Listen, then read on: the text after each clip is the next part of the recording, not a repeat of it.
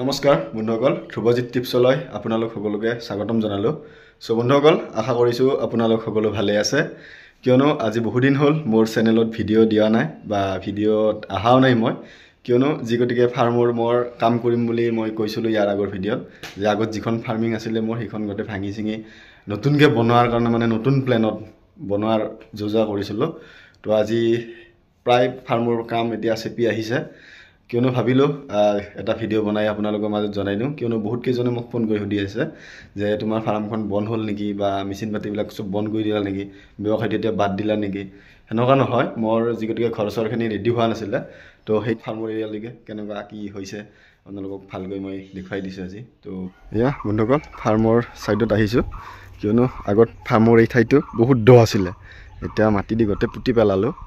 মানে যিখিনি ঠাই মোক দৰকাৰ আছে ফাৰ্মিঙৰ কাৰণে এইখিনি এই বছৰতে গোটেইখিনি মাটি পেলোৱা হ'ল। এই যোৱা বছৰ এইখিনি পেলাইছিলোঁ, তো এইটো ঘৰটো আগৰ ভিডিঅ'ত দিয়াই আছে আপোনালোকক। তো এতিয়া পাইপ চাইপ অনা হৈছে নতুন ফাৰ্মিঙৰ কাৰণে গোটেইখিনি, এতিয়া অলপ কাম বাকী আছে আৰু বেছি নাই। এনেকুৱা চব তলটো ফ্ল'ৰ কৰি লৈ গৈছোঁ। আপোনাৰ এইটোতো মোৰ মিচিং ঘৰে হয়, বাকী এইটো আপোনাৰ ইয়ালৈকে আছে, ইয়াৰ ওপৰৰ চালিটো দিব আছে। বাকী ইয়াত যিটো এটা চাংঘৰ আছিলে মোৰ দীঘল কৰি, এই চাংঘৰটো আপোনাৰ গোটেইখিনি ভাঙি কেনে ইয়াত মাটি সোমাই দিলোঁ। এতিয়া মাটি দি মানে ফিচাৰীটো আধা পুতি পেলালোঁ, আজি গতিকে বাকী সিফালে আকৌ মোৰ ফিচাৰী আছেই বহুতখিনি। তো চাংঘৰ হ'লে কি হয় আপোনাৰ অলপ ৰাখিবলৈ মানে পোৱালি হওক বা ডাঙৰ ফাৰ্মিং কৰিবলৈ অলপ মানে দিগদাৰ হয়। তো সেইটো ভাবিলোঁ যে এইখিনি মই পুতি পেলাম। বহুদিনৰ প্লেন আছিলে, কিয়নো যিগতে ফাইনেন্সিয়েলিও বহুতখিনি লাগি যায়, তো সেইটো কাৰণে এতিয়া ৰেডি কৰিবলৈ অলপ মোৰ সময় লাগিছে। প্ৰায় এতিয়া ওপৰৰ কামটো এতিয়া প্ৰায় সম্পূৰ্ণ হৈছে, আৰু এইবাৰ ফাৰ্মখন আপোনাৰ মোৰ বহুত বেছি দীঘল হৈছে, মানে বহুত দীঘল হৈছে। প্ৰায় আপোনাৰ এইটো মূৰৰ পৰা সেইটো মূৰলৈকে আপোনাৰ প্ৰায় আপোনাৰ 150 ফুট আছে, মানে সেইটো ফালৰ পৰা এইটো ফাললৈকে আপোনাৰ 150 ফুট আছে। এতিয়া ফাৰ্মৰ বেক চাইডটো মই ধুনীয়াকৈ য'ত কি ধৰক আপোনাৰ পানী হ'লেও যাতে এতিয়া মই ফাৰ্মখন চলাই থাকিব পাৰোঁ, যাতে বানপানী হ'লে আপোনাৰ ফাৰ্মিংখন যাতে মই এতিয়া বন্ধ কৰিব নালাগে। তো সেইটো ভাগে মই মানে ফাৰ্মখন বনালোঁ ফিক্স কৰি। তো এতিয়া ইয়াৰ ছাইডত কাম আছে আপোনাৰ এইটো যেনেকৈ গাঁথনি হৈ আহিছে এনেকৈ গাঁথনি এনেকৈ ফ্ল'ৰ কৰি লৈ যাম। এতিয়া আপোনাৰ ধৰক ধাৰি চাৰি নালাগিব বা বাঁহৰ কাম এতিয়া আৰু নাই, আৰু এতিয়া অকল আপোনাৰ ধৰক তলটো প্লেইন কৰি দি মানে কি আপোনাৰ ফ্ল'ৰটো কৰি দিলে, আৰু এতিয়া ফুল জালনা দিম, আৰু বাকী আউটছাইডত আপোনাৰ ফেঞ্চিং চিষ্টেমটো লগাই দিম, য'ত কি অট'মেটিক হেৰি কৰিব পাৰে। বাকী বেৰ চেৰ দিয়া হৈছে ইফালে, আৰু এতিয়া আৰু পানীত ধৰক বেছি ডাঙৰ পানী হ'লেও ইয়াত এতিয়া পানীত ডুবিব নাই, আৰু যেতিয়া পানীত নুডুবিব তেতিয়া মই ফাৰ্মিংখন কৰিবলৈ বহুত বেছি সহজ হ'ব। আৰু এইকেইদিনা কাম কৰিব পৰা নাই কি কাৰণত, বহুত বেছি বৰষুণ হৈ আছে। এতিয়া আজি বৰষুণ অহা অলপ কমিছে, তো এতিয়া বতৰটো ঠিক হৈছে লাহে লাহে, বঢ়িয়া ৰ'দ আহিছে। তো এতিয়া 10-15 দিনৰ ভিতৰত এই যিখিনি কাম আছে আপোনাৰ এই কামখিনি মই গোটেইখিনি আদায় কৰিব লাগিব। যি গতিকে ফ্ল'ৰ আৰু গাঁথনিটো আছে, বাকী জালনা আছে, বেছি নাই। আৰু অলপ ইফালে অলপ প্ৰব্লেম হৈছে, যি গতিকে এইটো আমাৰ বহুত ডাঙৰ ফিচাৰী আছিলে, বহুতখিনি মাটি দিব লগা হৈছে। অলপ মাটি ভাঙি ভাঙি অলপ গুচিও গ'ল ইফালে ফিচাৰীৰ ফালে। তো অলপ খুঁটাবিলাক আপোনাৰ নতুন মাটি যি গতিকে অলপ বহিছে, তো সেইটো অলপ মিলাবলগীয়া আছে। তো এতিয়া বতৰ ঠিক হ'লে আৰু মানুহ আহিব এতিয়া কাম কৰা। আৰু এতিয়া আৰু মোৰ কোনো ধৰণৰ ধৰক চিন্তা নাই, যি গতিকে পানী উঠিলেও এতিয়া মানে মোৰ কোনো সমস্যা নাই।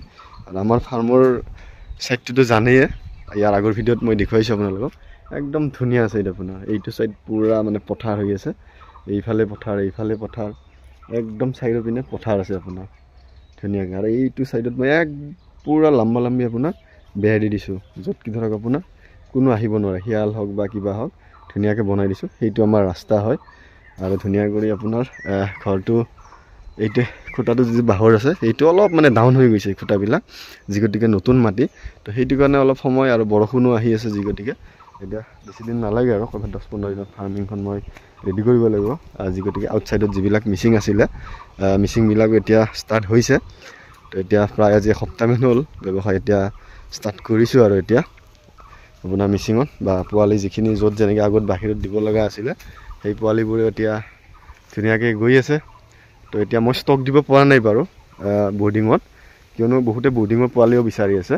তো বৰ্ডিঙৰ পোৱালি দিব পৰা নাই, যি গতিকে মোৰ ঠাইটো ভালকৈ মই ৰেডি কৰিব পৰা নাই। যেতিয়াৰ পৰা ৰেডি হৈ যাব তেতিয়া আৰু মানে কাষ্টমাৰক যেনেকৈ লাগিব আৰু ধৰক 15 দিন 20 দিন এমাহৰ পোৱালি সেনেকুৱা হিচাপতে পাই যাব।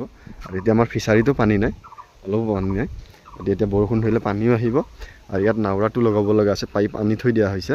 পাইপ চাইপখিনি লগাই ল'লে মোৰ এতিয়া ঘৰটো আপোনাৰ প্ৰায় সম্পূৰ্ণ পথত হৈছে, গতিকে ওপৰত হৈ গৈছে মোৰ এতিয়া, ওপৰত কাম নাই বাৰু।